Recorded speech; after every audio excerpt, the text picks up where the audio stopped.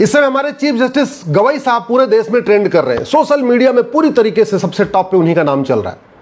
और वो इसलिए चल रहा है कि एक PIL फाइल हुई थी और उसमें मांग की गई थी कि खजुराहो में जो मंदिर के अंदर विष्णु भगवान की खंडित मूर्ति रखी है, जिसमें उनके गर्दन के ऊपर वाले भाग को तोड़ दिया गया है, उसको रिस्टोर करने और वहां दूसरी मूर्ति लगाने की अनुमति दी जाए।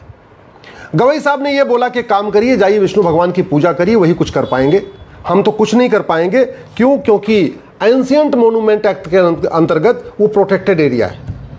उन्होंने दो बातें कही, एक कहा जाइए विष्णु भगवान की पूजा करिए, वही कुछ करेंगे। दूसरा कहा हम कुछ नहीं कर सकते क्योंकि एंशिएंट मोन्यूमेंट एक्ट के अंतर्गत ये प्रोटेक्टेड है।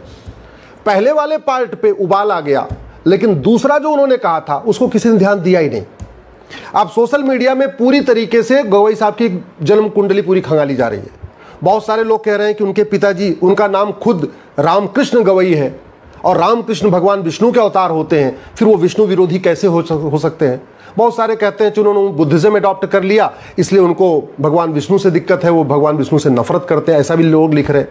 बहुत सारे लोग कह रहे हैं कि उनके पिताजी का नाम तो रामकृष्ण सूर्यभान गवई था, सूर्यभान भानु भास्कर भगवान सूर्य के नाम पे है, और रामकृष्ण उनके खुद ही भगवान विष्णु के अवतार, तो उनके फादर का नाम रामकृष्ण सूर्यभान गवई, उनका खुद का नाम भूषण रामकृष्ण गवई, फिर वो विष्णु विरोधी क्यों हो गए हैं, हिंदू विरोधी क्यों हो गए। ऐसे दुनिया भर की बातें लिखी जा रही है।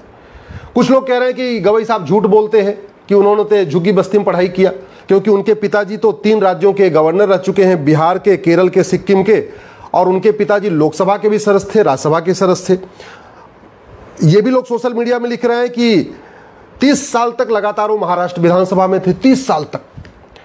कुछ लोग ये भी लिख रहे हैं कि गवई साहब का जन्म 1960 में हुआ, जो इस समय चीफ जस्टिस है, और 1964 में, यानी उनके जन्म के 4 साल के बाद ही उनके पिताजी विधायक हो गए थे। तो एक विधायक का बेटा झुग्गी बस्ती में कैसे पढ़ेगा। ऐसे दुनिया भर की बातें लिखी जा रही हैं, मैं उस पर नहीं जाता हूं। मैं ये कह रहा हूं कि ये जो समस्या है, इसका समाधान क्या है।